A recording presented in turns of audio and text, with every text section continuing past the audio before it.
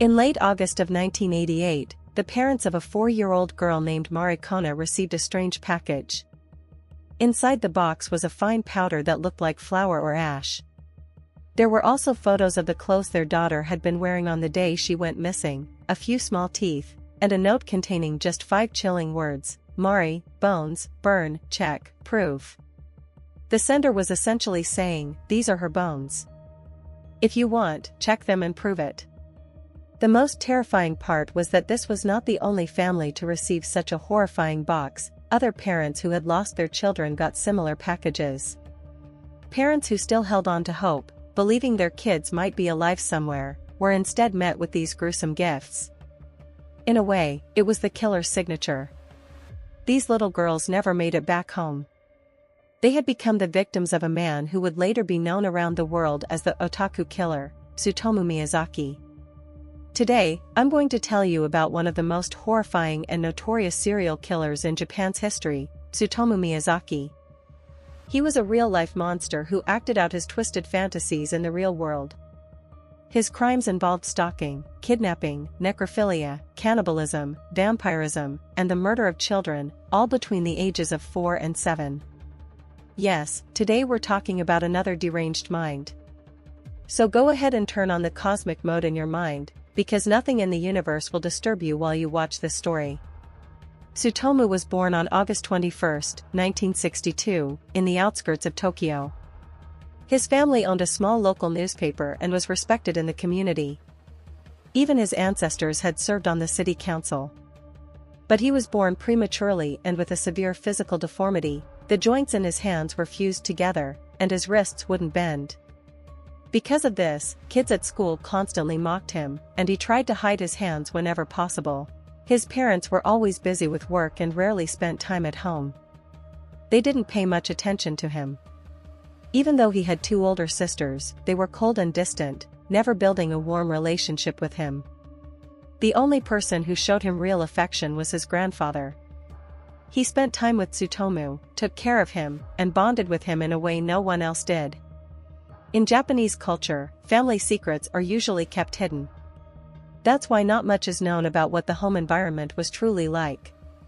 However, some sources suggest that Tsutomu's physical deformity might not have been accidental. There are theories that it could have been the result of incest within the family. Some investigators even claimed he was born from a relationship between his father and his father's sister. These theories come from the genetic nature of his deformity, though nothing was ever publicly confirmed.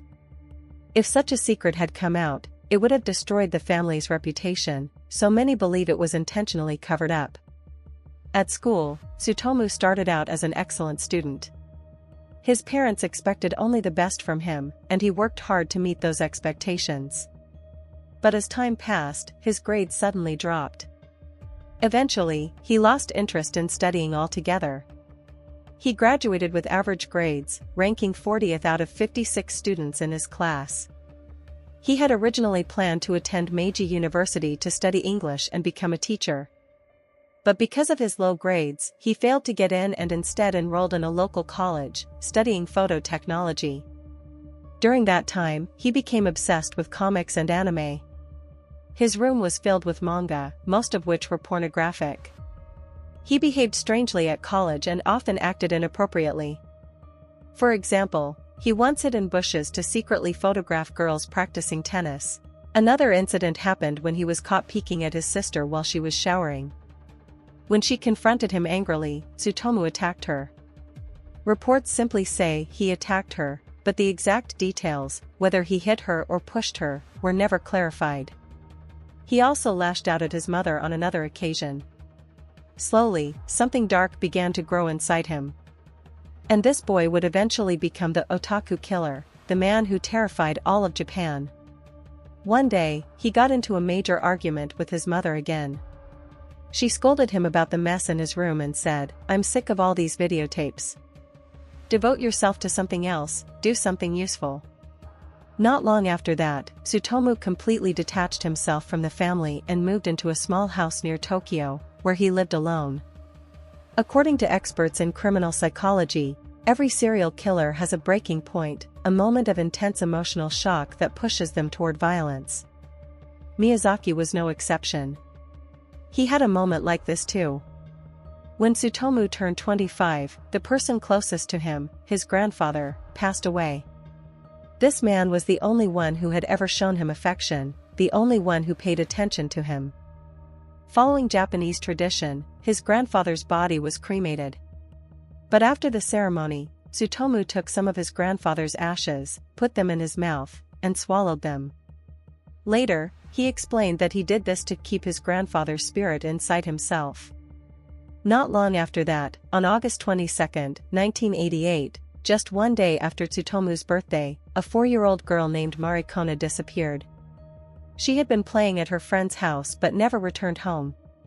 Her father went searching for her, and when they found out she had left the friend's house and vanished on the way home, they immediately called the police.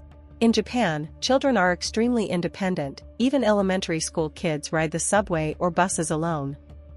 Crimes against children are incredibly rare, so parents usually don't worry when sending their young kids to a nearby friend's house. They had done this many times before without any problems. But this time, on her way home, the little girl crossed paths with Tsutomu Miyazaki. That day, he decided to give himself a birthday present. He stopped the little girl and said, "You're such a pretty girl. Would you mind if I take a few pictures of you?" Mariko trusted him and got into his car. Miyazaki drove her to a wooded area in western Tokyo and parked under a bridge. He talked with her for about half an hour, then strangled her. After killing her, Tsutomu performed disturbing and grotesque acts on the body. Then he carried the body deeper into the forest and left it there. He returned several times to observe how the corpse was decomposing. After a while, he decided to take a souvenir, cutting off the girl's hands and feet. He brought them home and hid them in his closet. A year later, when he was finally arrested, police found those exact body parts at the location he had left them. All this time, Miyazaki lived, slept, and ate in that same house, with pieces of a dead child stored inside it. Eventually, he decided to destroy the rest of the body. He burned what was left of her in the incinerator next to his house. After that, he collected the ashes, a few teeth, photos of the clothes she was wearing the day she disappeared, and a note with only 5 words written on it. He put all of it into a box. Mari, bones, burn, check, proof. Then he mailed the box to the girl's parents. The search for Marikona spread across the entire country. The case was covered on TV and in newspapers. Miyazaki used these broadcasts to easily find the family's address. He even called the girl's mother several times, saying nothing, just breathing into the phone. He took pleasure in her psychological suffering. When the mother received the box, she refused to believe it. She said, "These are not my daughter's remains," and even spoke to the media, pleading, "Please, whoever took her, bring her back." Police examined the bones and confirmed they were indeed Mariko's. However, the body wasn't completely destroyed. A home incinerator can't reach temperatures high enough to fully burn a human body. Some parts, especially the arms and legs, had not fully burned. Mariko's father told reporters, "Her arms and legs are missing." A few days later, a letter signed Yuko Amada arrived at a newspaper office. It began, "I am the one who sent the box to Mariko's home. Everything that happened to her, I did it. I'm writing this letter to tell the truth. First, the bones in the box were really Mari's bones. I saw on TV that her mother still hopes she will come back." Interestingly, after Miyazaki was arrested, he denied writing this letter. He claimed he heard the name Yuko Amada for the first time on television. On October 3, 1988, Miyazaki saw a little girl walking alongside the road. She was around 7 years old, heading home from school. He stopped his car and offered to give her a ride home. Kids are naturally trusting, they grow up surrounded by good people, so they don't expect harm from anyone. And Miyazaki didn't seem suspicious to her at all, so she agreed and got in the car. Miyazaki drove her to the same place where he had killed Marikona before. He parked in the exact same spot and followed the exact same pattern. He strangled the girl to death, then sexually assaulted her body. After that, he dumped her remains in the same area where he had left the first victim. He took her clothes and kept them as souvenirs. As you can imagine, once the second girl disappeared, parents all over Tokyo completely stopped letting their kids go out alone. Real panic broke out. And yet, over the next 8 months, 2 more children would be killed by Tsutomu Miyazaki. He later said, "They didn't catch me for 15 years, and during that time kids just kept crossing my path." On December 12, 1988, Miyazaki saw another girl, a 4-year-old named Erika, walking by herself along the road. This time he didn't use any friendly words at all, he simply grabbed her by force and shoved her into his car. He took Erika to an empty field on the edge of the city, assaulted her, then strangled her. He wrapped the body in a bedsheet and placed it in the trunk. He destroyed her clothes and left her body in a forest. She was found 3 days later. To her parents, he mailed a cut-and-paste note made from magazine letters. Erika, cold, cough, throat, peace, death. On June 6, 1989, Miyazaki saw another little girl playing at a park next to a tennis court. He took out his camera and started taking photos. He gave her gum and asked if she wanted to be in a few pictures. She agreed. Then he said, "Let's take a few pictures inside the car too," and she followed him. Inside the car, he strangled her to death. Then he brought the body home and took videos and photos. For 2 days, he committed horrific acts and then dismembered her body. He left parts of her remains at a cemetery and placed her head in a forest near his home. He even drank some of her blood and ate part of her hand. Afraid that he might get caught, 2 weeks later he returned to the area, took the body parts back home, and hid them in his closet. During this time, he kept sending letters to the victims' families. In those letters, he described every detail of the crimes, even explaining how the bodies changed during decomposition. First, the body stiffened. "I tried to fold her arms over her chest, but they wouldn't move. Then red patches began appearing, big, blood-colored spots. Then the skin stretched, and the body started to swell. The smell began after that. I've never smelled anything like it in my life." On June 23, 1989, he came across 2 sisters playing in a small park near their home. Miyazaki lured the younger one toward his car again, pretending he wanted to take her picture. But her older sister, just 6 years old, didn't panic. She ran home and told their father what had happened. The father rushed outside and managed to save his daughter. Thanks to the bravery of that 6-year-old girl, the child survived. And just like that, after years of hiding and terrifying all of Japan, Miyazaki was finally stopped. Imagine, a crime that Japanese police had struggled with for years was essentially solved by a 6-year-old girl. Of course, when the father arrived, Miyazaki immediately tried to flee. But the father quickly called the police and explained everything, including the fact that the suspect's car was still in the area. When Miyazaki returned to get his vehicle, police were already there waiting for him, and they arrested him on the spot. After the arrest, police searched his home and car. Naturally, they found a massive amount of evidence. His home was tiny, just 2 rooms, but every wall was stacked with videotapes. Police found 5,763 tapes containing anime, pornography, and horror films.